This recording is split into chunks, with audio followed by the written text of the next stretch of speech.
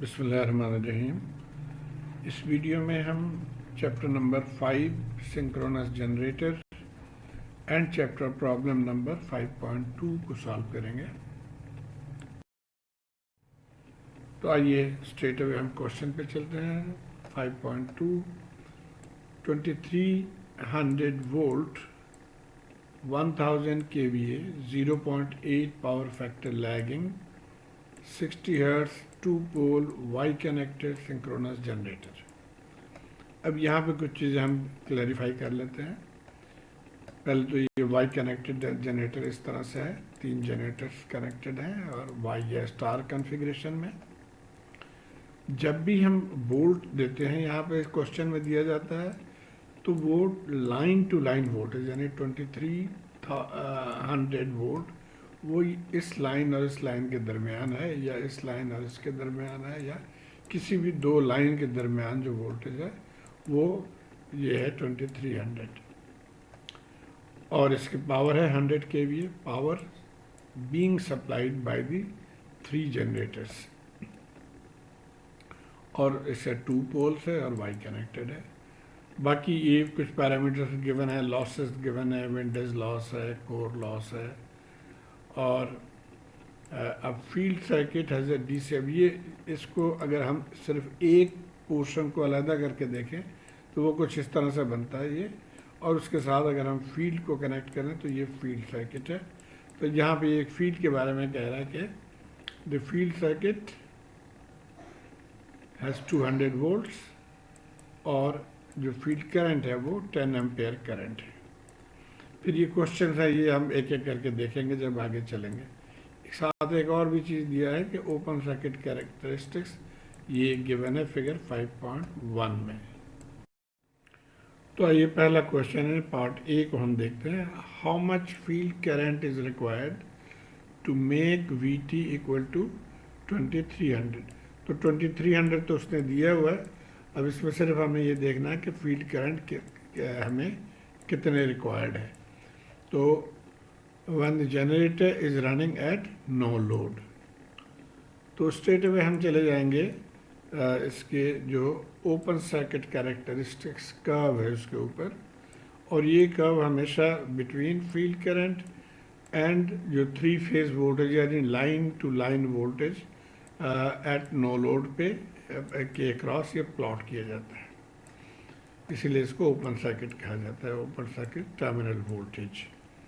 तो अब यहाँ पे जब हम ये इस वोल्टेज जो गिवन है 2300, इसके लिए अगर हम देखेंगे तो फील्ड करंट यहाँ पे 4.3 के करीब है मेरे ख्याल में। अच्छा, ये कुछ एक्सप्लेनेशन है कि open circuit graph is always between open terminal voltage that is the V T no load, जब इसके साथ कोई लोड आगे कनेक्टेड नहीं है, and the field current I F. अब इस ग्राफ से जैसे मैंने बताया कि अब 2300 के लिए आप देखें तो 4.3 एम्पेयर फील्ड करंट है, तो यही इसका आंसर है। अब आ जाते हैं हम पार्ट बी पे।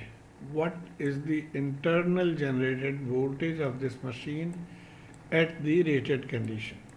तो अब इंटरनल जनरेटेड वोल्टेज ये होता है ई ए, जनरेटर की जो वोल्टेज है ये कितना है ये पता करना है।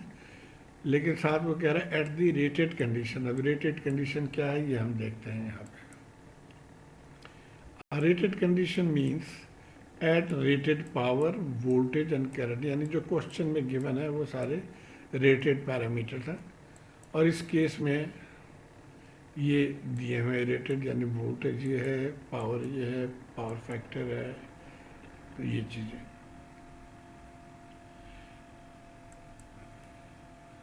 अब इसका असर क्या होगा जब हम रेटेड की बात कर रहे हैं। तो अब यहाँ पे देखें ये अभी सिंगल फेज डायग्राम है।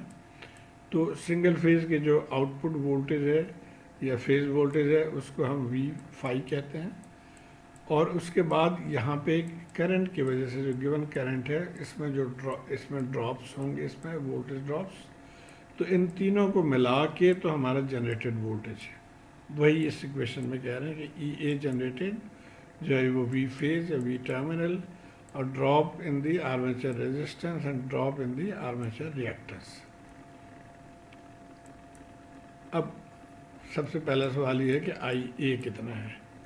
तो आइए हम यहाँ से मालूम कर सकते हैं, हमें पावर गिवन है और वोल्टेज गिवन है, लेकिन आई ए यहाँ पे आप देखिए इस डायग्राम में ये सिर्फ फेज करंट के लिए आई ए ये यूज़ कर रहा है, यानी एक फेज के पहले हमने वोल्टेज मालूम कर लेना है और उसके बाद उसके करंट हम मालूम करेंगे।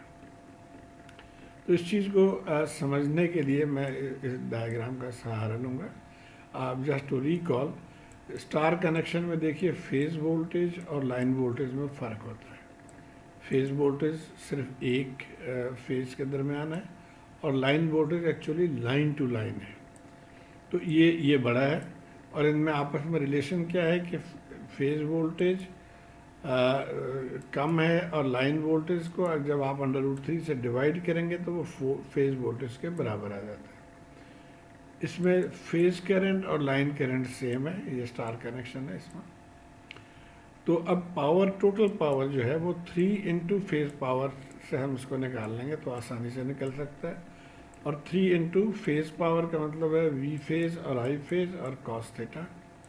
अब इसको वाई कनेक्शन के लिए जैसे हमने देखा कि वी फेज और वी लाइन में ये रिलेशन है वी एल ओवर √3, तो ये आ गया और यहाँ से सिंप्लीफाई कर लेंगे तो ये इक्वेशन हमारे पास आ जाएगा। तो अब मज़ेदार बात ये है कि इस इक्वेशन को अगर आप सिर्फ याद रखें पावर के लिए, टोटल पावर के लिए, तो ये चाहे वाई कनेक्शन हो चाहे डेल्टा कनेक्शन हो, दोनों के लिए यही पावर होगा। इससे पिछले वीडियो में भी हमने इस चीज़ को एक्सप्लेन किया था, जहाँ पे डेल्टा कनेक्शन था, यहाँ पे वाई कनेक्शन है। तो बहरहाल इसको हम यूज़ करेंगे आगे। अच्छा, एक और चीज़, जब हम आउटपुट साइड पे जाते हैं तो पावर जो है उसको हम वॉट में डील करते हैं, इसलिए इसको √3 VT/IT cos थीटा लिखेंगे। लेकिन जब जनरेटेड पावर है तो उसको हम KVA में रिप्रेजेंट करते हैं, तो इसलिए cos थीटा वहाँ पे हम नहीं लेते। सो √3 VT/IL इसको हम यूज़ करेंगे। याद रहे कि IL और IA सेम है सारे। तो इस फॉर्मूले को हम यहाँ पे यूज़ करके I निकालेंगे। P KVA हमें पता है, VT अब ये टोटल वोल्टेज हमें पता है और IL हम यहाँ से निकाल लेंगे। सो ये देखिए P लिख दिया हमने, टोटल वोल्टेज या टर्मिनल वोल्टेज लिख दिया √3। तो IA इज़ 251, यानी एक फेज के जो आर्मेचर करंट है वो 251 एम्पेयर है। पावर फैक्टर लैगिंग है, अब ये सिर्फ मैग्नीट्यूड है, इसके अगर फेज एंगल निकालना हो तो हम पावर फैक्टर लैगिंग से निकाल सकते हैं। हमें पता है कि theta is equal to cos inverse of the power factor, तो वहाँ से ये एंगल निकल आएगा -36.87। ये अपने कैलकुलेटर से आप आसानी से निकाल सकते हैं। Okay, so net phasor current हम अगर कहें तो ये हो जाएगा 251 मैग्नीट्यूड और ये इसका एंगल, और ये माइनस साइन इसलिए हम दे रहे हैं कि ये क्वेश्चन में दिया हुआ है कि ये पावर फैक्टर लैगिंग है, ये देखिए यहाँ पे, इसलिए माइनस साइन। ओके, अब ये इसी चीज़ जो हमने यहाँ पे डिस्कस किया था उसको कर रहा है डिस्कस कि फेज वोल्टेज जो है वो लाइन डिवाइडेड बाय √3, लाइन 23 था, √3 से डिवाइड कर देंगे तो 13.28 जो है ये हमारा फेज वोल्टेज आ जाएगा। अब हमारी ये तमाम चीज़ें पूरी हो गई, फेज वोल्टेज हमने यहाँ से निकाल लिया, करंट हमें पता है और RA/XL की वैल्यू क्वेश्चन में गिवन है, तो उनको हमने यहाँ पे पुट कर दिए सारे। ये phase voltage, resistance current, reactance current, तो ये टोटल आ गया EA जनरेटेड। ओके, अब यहाँ पे आप चाहें तो इसको नोट कर लें कि ये हमारा जनरेटेड वोल्टेज है और ये आउटपुट वोल्टेज है for one phase. Okay, next question क्या कह रहा है कि how much field current is required to make VT equal to 2300 volt when the generator is running at the rated condition. अब जब जनरेटर के साथ आप लोड लगा देंगे और रेटेड कंडीशन पे जब ये चलेगा तो यहाँ पे वोल्टेज ड्रॉप हो जाएगी, आउटपुट वोल्टेज जो है उसको मेंटेन करने के लिए हमें इसको फील्ड करंट को इंक्रीज करना होगा, और फील्ड करंट को इंक्रीज करके फिर यहाँ के जो वोल्टेज है इसको हमने बढ़ाना होगा। अब क्वेश्चन यही है कि अगर टर्मिनल वोल्टेज को 2300 ही रखना है, यानी एक फेज़ का वोल्टेज अगर 13.28 ही रखना हो, तो हमें यहाँ पे कितना जनरेट करना पड़ेगा, जबकि इस एक सर्किट लोडेड है, यानी इसमें से जब करंट फ्लो कर रही है, इसका आगे आपने कनेक्ट किया हुआ है। तो ये इस कन्फ्यूजन को दूर करने के लिए मैंने इसको काट दिया। अब सिर्फ ये ध्यान में रखें कि how much field current is required when the generator is running at the rated condition. तो अब हम यहाँ पे आ जाते हैं। फिर यहाँ पे सेकंड, ये हाँ, इसको अब हमने निकाल दिया, इसको आउटपुट वोल्टेज हम कहना कि अभी जब ये जनरेटर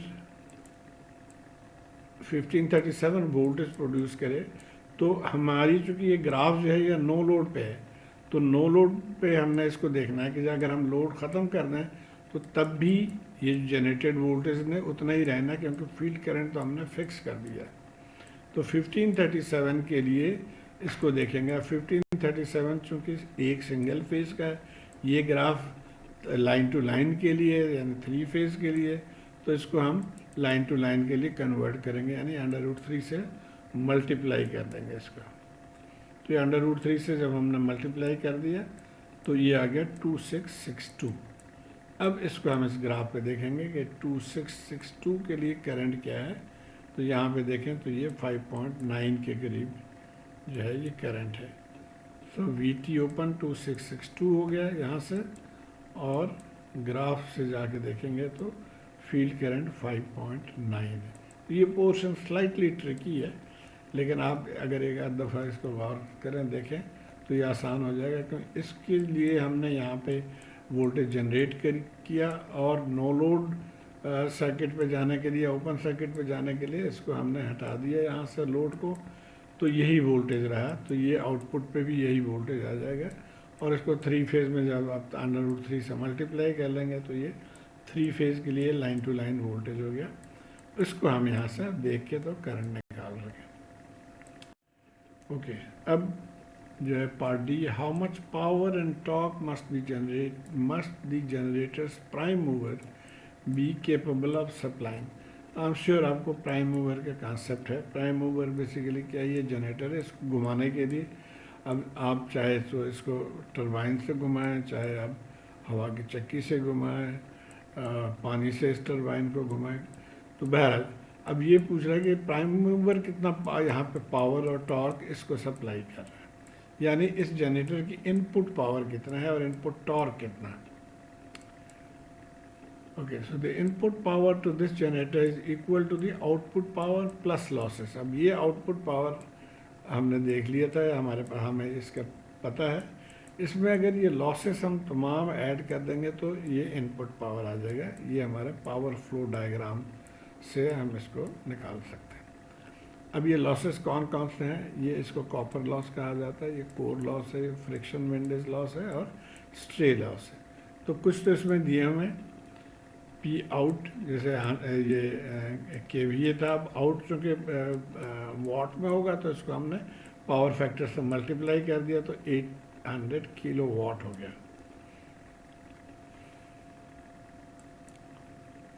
अच्छा, फिर कॉपर लॉस को हमें कैलकुलेट करना पड़ेगा, ये गिवन नहीं है। अब चूँकि हम 3 फेज़ की बात कर रहे हैं तो एक फेज़ की कॉपर लॉस ये है I²RA, 3 से मल्टीप्लाई कर दिया तो टोटल कॉपर लॉस जो है वो आ गया 28.4 के। और ये गिवन है, friction and windage loss given है, इसको हमने नोट कर लिया। और कोर लॉस या आयरन लॉस भी कहते हैं, ये गिवन है।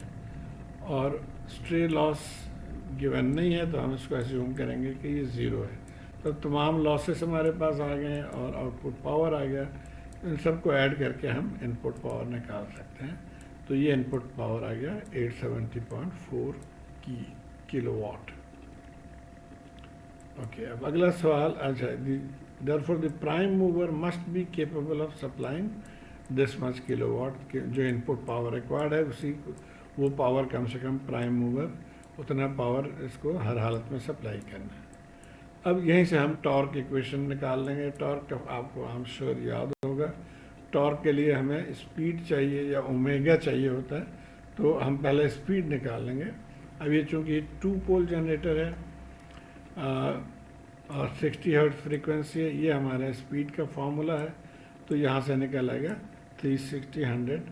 लेकिन अब इसको हमने ओमेगा में लेके जाना है, यानी पर सेकंड करना है। तो अब ये टॉर्क का फॉर्मूला ये है, torque applied is power n divided by angular speed. Power n तो हमने यहाँ से निकाल लिया था। एंगुलर स्पीड के लिए हम क्या करेंगे, 360 को ये पर मिनट है, इसको पर सेकंड कर लेंगे, 60 से डिवाइड कर देंगे, और एक रेवोल्यूशन में 2 पाई रेडियंस के बराबर होता है, तो इसे मल्टीप्लाई कर देंगे।